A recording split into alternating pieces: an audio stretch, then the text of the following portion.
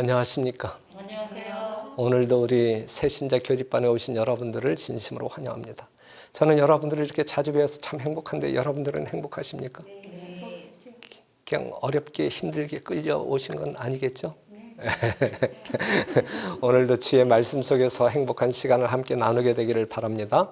우리가 지난번에 참 이 성경절을 많이 논하게 되었는데 한번 다시 보면 오호라 나는 곤고한 사람이로다 이 사망의 몸에서 누가 나를 건져내랴 그랬어요.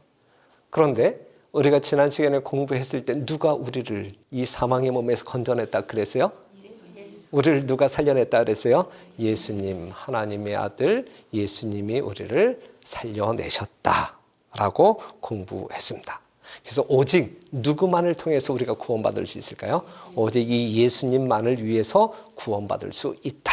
그래서 사도행전 4장 12절에는 다른 이로서는 구원을 얻을 수 없나니 천하 인간의 구원을 얻을 만한 다른 이름을 우리에게 주신 일이 없음이라 하였더라 그랬어요.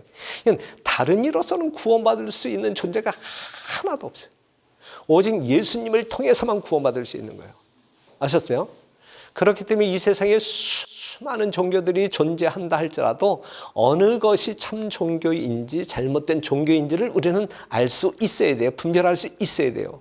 오직 예수님을 통해서만 구원받는 거예요. 우리가 지난 시간에 공부했을 때에 그 원리를 충분히 이해를 하셨잖아요. 다른 방법으로는 구원받을 수 있는 방법이 없다. 오직 예수님 안에서 새로운 피조물로 거듭날 수 있다. 다른 방법은 전혀 없다라는 사실을 기억하시면 되겠습니다. 이러한 진리를 깨달은 사람들의 또 다른 부르짖음이 있어요. 또 다른 부르짖음이 있는데 사도행전 2장 37절에 있는 말씀 보면 저희가 이 말을 듣고 마음에 찔려 이제 깨달았단 말이에요. 하나님의 말씀을 이 복음을 듣고 깨달았어. 그런데 마음에 찔렸어.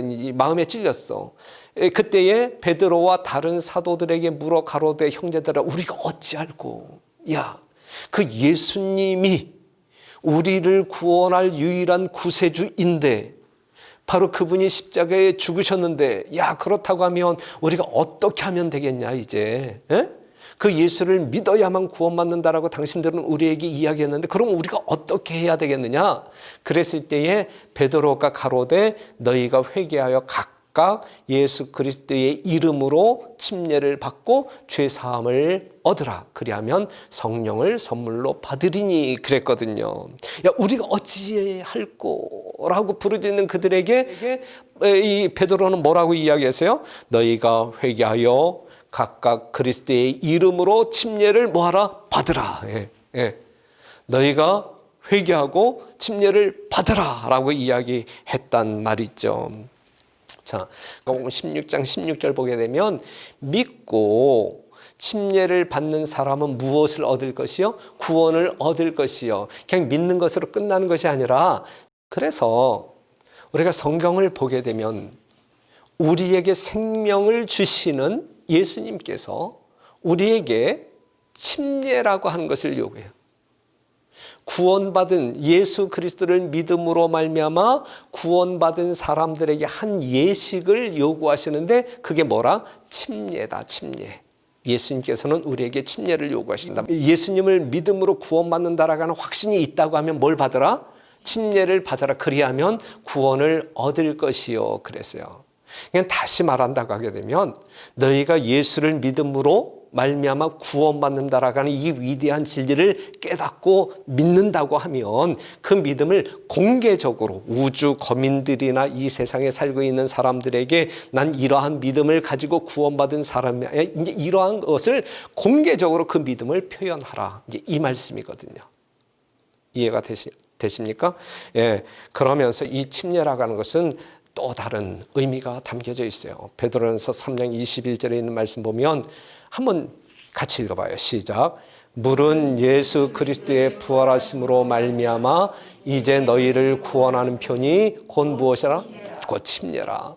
여기에서 베드로전서 3장 21절에서 지금 이 강조하고 있는 것이 뭐냐면 물은 예수 그리스도의 부활하심으로 말미암아 이제 너희를 뭐 하는 편이? 구원하는 편이 하나의 표. 구원하는 표. 예? 구원하는 편이 곧 무엇이라? 침례라.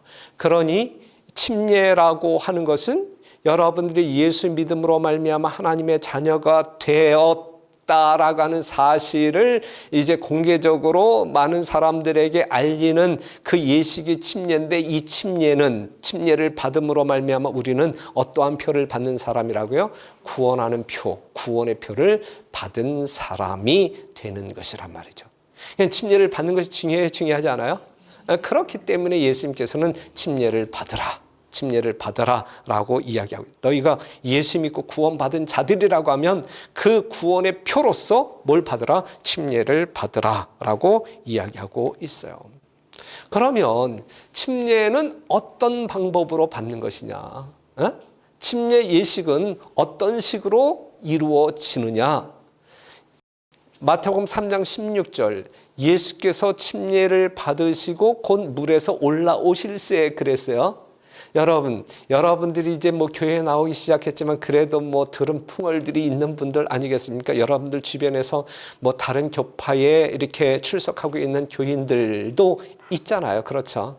그러한 사람들을 통해서 들은 이야기는 세례라고 하는 말, 그들이 이제 교인 되는 어떤 그 자격을 얻기 위하여 언제 세례를 받았네, 나는 몇 살에 세례를 받았네, 이제 이러한 이야기를 듣잖아요. 예. 어떠한 성경 번역에는 세례로 이렇게 번역되어진 그러한 구절들을 여러분들이 발견할 수 있어요. 오늘날 많은 기독교인들이 지금 우리가 이야기하고 있는 이 침례 대신에 세례를 받는 경우들이 있는데, 그렇다고 하면 예수님께서 요구하는 예식이 무엇이냐 이것이죠. 무엇이냐. 그걸 우리가 성경적으로 이해를 해야 되는데, 성경이 아니라고 하게 되면 하나님께서 요구하는 사항이 아니고 성경의 요구가 아닌 그 길을 따라가는 것은 예수님의 길을 따라가는 것이 아니란 말이죠. 예수님을 따라가는 것이 생명의 길이라고 할 때 그 길을 따라가지 아니한다고 하면 생명이 아닌 다른 길로 가는 것이잖아요. 사망의 길로 가는 것이잖아요. 그래서 우리가 진리를 분별하는 것은 매우 중요해요. 그런데 그 진리에 대한 분별은 무엇을 통하여? 오직 성경을 통하여 분별해야 된다라고 하는 사실이죠. 그러면 세례가 맞는 것일까? 세례라고 하는 것은 그냥 머리에다가 물을 뿌리는 걸 세례라고 이야기해요. 침례라고 하는 것은 물에 잠겼다가 올라오는 것을 침례라고 이야기하는 거예요. 그러면 성경에서 말하는 거듭남에 대한 예식이 침례가 맞을까? 세례가 맞을까? 이것이 중요한 분별이 되어야 된단 말이죠. 여러분들은 분별할 수 있어야 된단 말이죠. 그런데 우리는 이 성경절 하나로 그냥 딱 정리할 수 있어요. 마태복음 3장 16절 보게 되면 여러분들이 믿으시는 인간의 유일한 모본자이신 예수님께서 뭘 받으시고 침례를 받으시고 곧 물에서 올라오실세 그랬어요. 만약에 여러분들이 초등학교 때부터 국어를 공부했는데, 만약에 이 침례라고 하는 말 대신에 세례라고 하는 말, 일반 개신교인들이 생각하고 있는 세례, 그들이 이제 받는 어떤 그 세례라고 하는 말을 삽입을 한다고 하면, 그리고 이 문장을 읽는다라고 하면 문장이 맞을까요? 틀릴까요? 안 맞는 거죠. 세례를 받았는데 물에서 올라와야 할 이유가 뭐가 있어요? 지금 여기서 물에서 올라왔다는 이야기는 물에 잠기셨다는 이야기잖아요. 그렇죠? 그럼 예수님은 세례를 받으셨을까요? 아니면 침례를 받으셨을까요? 당연히 침례를 받으셨단 말이죠. 우리가 예수님의 자취를 따라가는 백성들이라고 하면 예수님이 받으신 그 침례를 물에 잠기는 방식대로 침례를 받으면 정확한 모본을 따르는 것이 된다. 이것이 아름다운 그 다음에 온전한 신앙이 될 것이다 라고 하는 사실이죠. 정리됐습니까? 세례가 맞는다고요? 아니면 침례가 맞는다고요? 예수님이 받으신 방식대로 우리가 받는다고 하면 침례가 맞는 것이다 라고 정리할 수 있어요. 우리가 조금 더 여러분들의 이해를 돕기 위해서 이 침례 또는 세례로 번역되어진 헬라어 원문을 보게 되면 이걸 밥티조라고 해요. 밥티조. 헬라어로 밥티조라고 하는데, 이것은 세 가지 용례로 사용되는, 첫 번째는 염색 공장에서 옷감에 물을 들일 때 큰 용기에다가 물감을 풀어놓고 흰천을 푹 담갔다 꺼내는 거.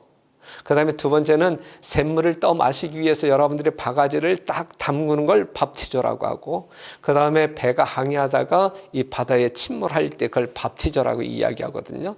이 세 가지 용례의 공통점이 뭐예요? 잠긴다라는 뜻이에요. 잠긴다. 그래서 밥티저라고 하는 침례 또는 세례로 번역되어진 그 헬라어는 잠긴다라고 하는 의미가 담겨져 있어요. 그렇다고 하게 되면 세례로 번역하는 것이 맞는 것일까, 아니면 침례로 번역하는 것이 맞는 것일까? 침례가 올바른 번역이다. 그래서 우리는 성경 가운데 잘못된 번역 세례라고 하는 말이 나오면 침례라고 하는 말로 바꿔서 읽습니다. 글씨는 세례이지만 우리가 읽을 때는 침례라고 바꿔 읽습니다. 왜냐하면 그것이 정확한 성경적 표현이기 때문에 그렇습니다. 이제부터 여러분들도 그렇게 읽어주시길 당부드릴게요. 그게 맞는 것이기 때문에 그렇습니다. 그러면 이 침례의 영적 의미가 있을 터인데 그 의미가 뭘까? 우리가 그냥 물속에 들어갔다가 나오는 걸로 그냥 이게 전부일까? 그렇다고 하게 되면 이게 무슨 의미가 있을까? 꼭 받아야 될까? 이러한 회의에 빠질 수도 있는데, 하지만 이 침례의 영적 의미를 여러분들이 분명하게 깨닫는다고 하게 되면 침례 예식이 이처럼 중요한 것이구나를 알게 될 것입니다. 로마서 6장 3절에서 5절에 정확하게 묘사되어 있는데, 무릇 그리스도 예수와 합하여 침례를 받은 우리는 그의 죽으심과 합하여 침례 받은 줄을 알지 못하느뇨 그랬어요. 그러므로 우리가 그의 죽으심과 합하여 침례를 받음으로 그와 함께 장사되었나니 이는 아버지의 영광으로 말미암아 그리스도를 죽은 자 가운데서 살리심과 같이 우리로 또한 새 생명 가운데서 행하게 하려 함이라. 만일 우리가 그의 죽으심을 본받아 연합한 자가 되었으면 또한 그의 부활을 본받아 연합한 자가 되리라 그랬거든요. 자, 요 로마서 6장 3절에서 5절에 나와 있는 이 성경절 속에서 또 중요한 단어를 찾는다고 하면 어떠한 단어가 있을까요? 연합이라고 하는 말이 상당히 중요한 의미를 부여하는 단어입니다. 누구와 연합이에요? 그리스도와의 연합. 그리스도와의 연합인데, 그리스도와의 연합이란 이야기는 그리스도와 하나됨을 의미하는 것인데, 무엇과 연합하여? 그리스도의 죽으심과 연합하여, 그리스도의 장사되심과 연합하여, 그리스도의 부활하심과 연합하여, 즉 예수님의 그것이 누구의 것이 되는 것으로, 나의 것으로 되는 것으로 하나 되는 경험이 바로 침례식이다라고 하는 사실이죠. 바로 이 침례식에 나타난 것을 보게 되면 인류의 구속을 위한 예수님의 생애의 요약이라고 말할 수가 있어요. 바로 우리의 죄를 대신 짊어지시고 죽으시고 장사 지내고 또한 새 생명으로 부활하신, 우리는 바로 그 예수님과 연합함으로 하나 되는, 무슨 말씀인지 이해가 되죠? 예수님의 그것이 나의 것이 되는 거야. 예수님이 죽었으니까 나 죽은 거야. 침례를 받음으로 말미암아 예수님의 죽으심과 같이 내가 죽어버리는 거예요. 그렇죠? 나의 죄된 자가 죽어버리는 거예요. 장사 지내는 끝난 거야. 이제 끝난 거야. 그런데 예수님이 부활하셨잖아요. 3일 만에 부활하셨잖아요.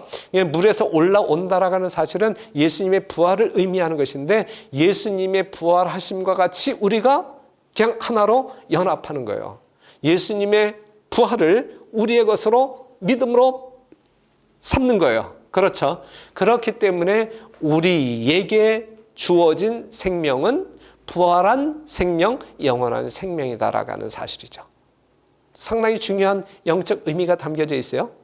이러한 사실을 이해하시고 이러한 사실을 믿음으로 여러분들이 침례에 임한다고 하면 상당히 의미 있는 실제적인 침례식, 진짜 하나님이 기뻐하시고 온 인류가 기뻐하고 나아가서 하늘 거민들도 천사들도 기뻐할 수 있는 아주 굉장한 예식이 될 것입니다. 지금 여러분들이 이 성경 공부를 통해서 이 예수님을 진정으로 만나는 경험을 통해서 여러분들이 이제 침례받기로 결심하는 그 아름다운 순간이 속히 이르러 오게 되기를 간절히 바랍니다. 그날이 여러분들 인생에 있어서 최고의 날이 될 것입니다.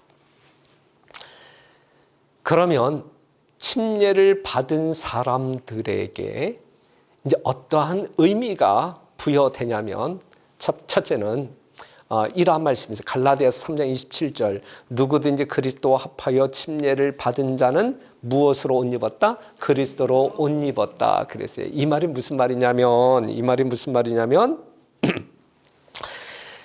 나는 죄인인데 그죠? 성경에서 이 더러운 옷이 나오고 깨끗한 옷이 나오거든요.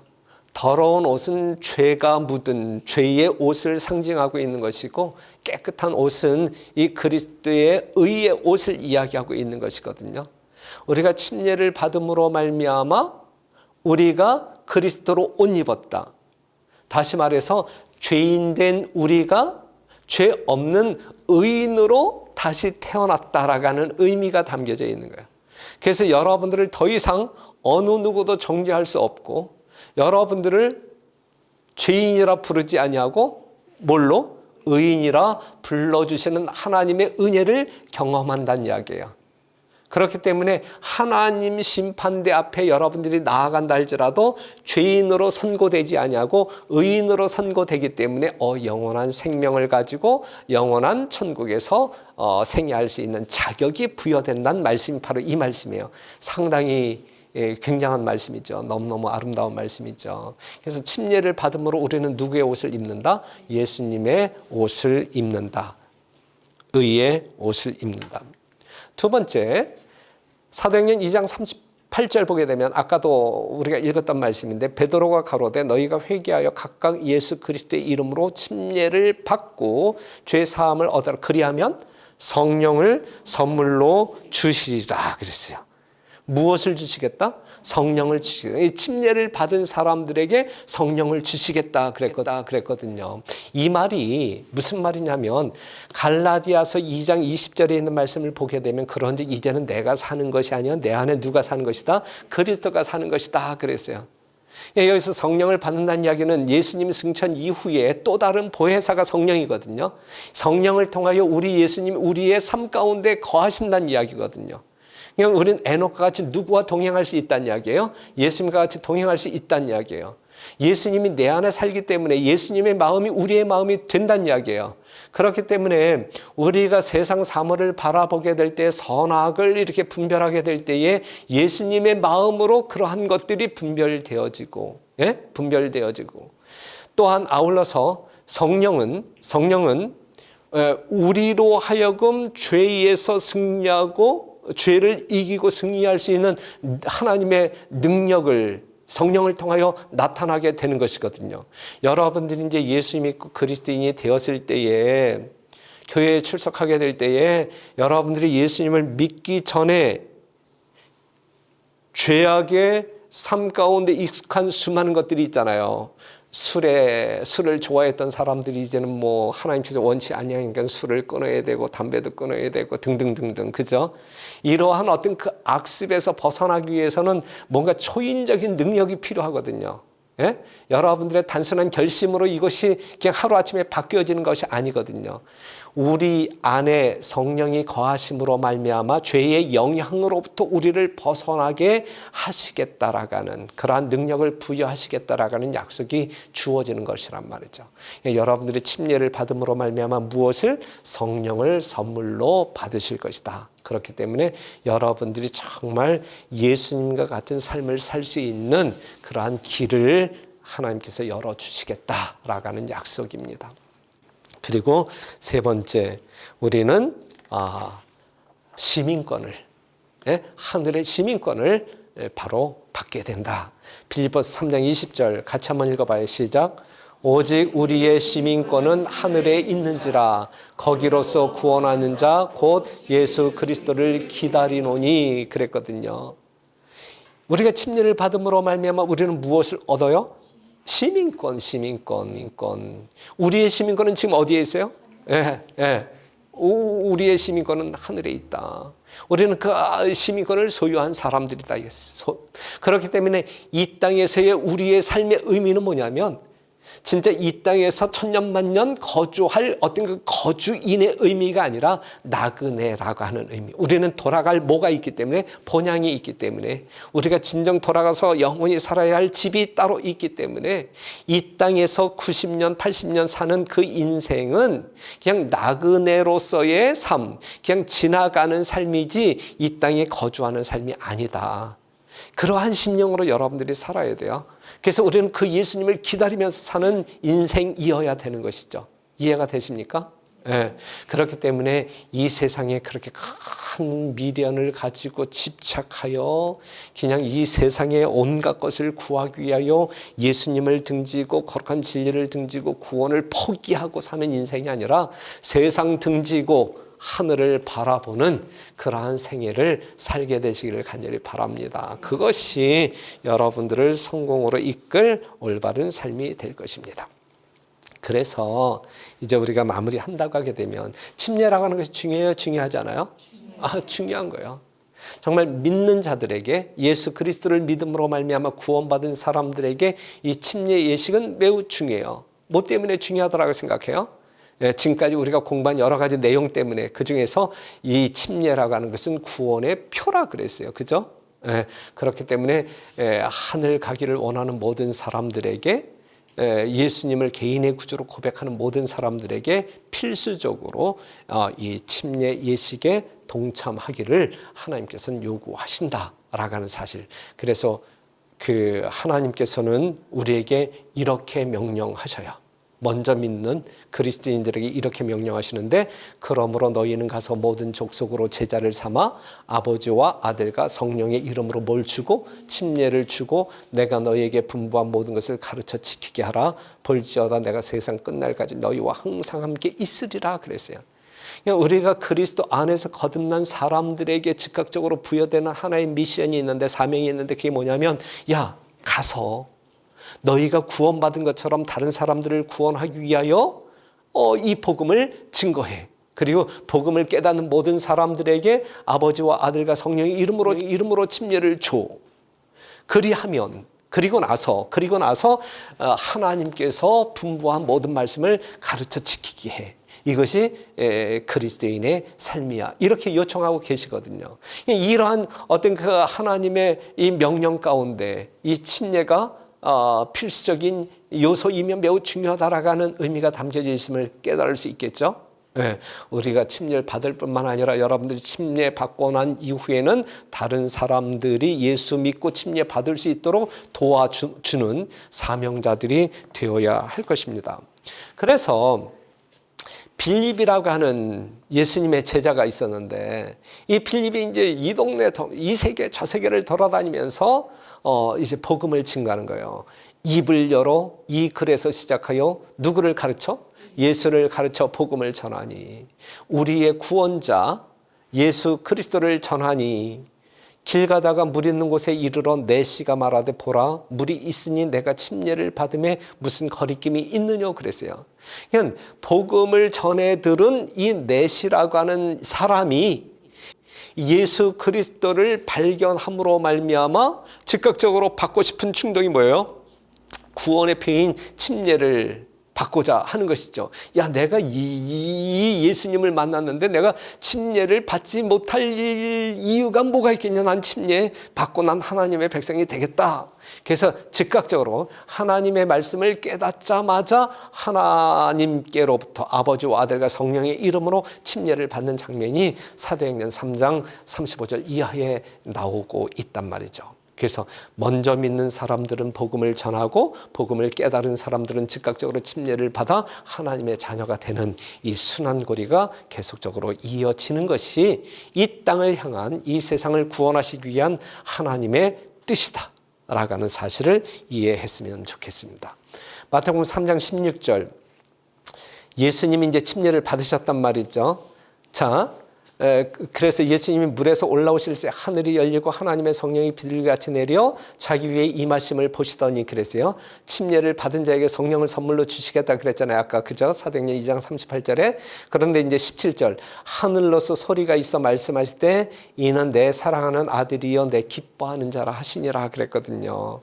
그러니까는 예수님은 실제적인 하나님의 독생자로서 이 땅에 오셔서 이제 이러한 말씀을 듣기에 합당하지만 이것이 예수님에게만 국한되는 이야기가 아니라 여러분들이 예수님을 믿음으로 말미암아 하나님의 자녀가 되는 권세를 얻었잖아요.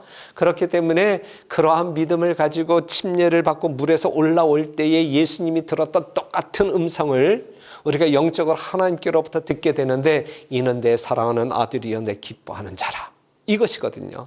여러분들이 침례를 받음으로 말미암아 하나님의 사랑하는 아들이요 하나님이 기뻐하는 자라. 이러한 백성으로 여러분들이 거듭나게 되시기를 간절히 바랍니다.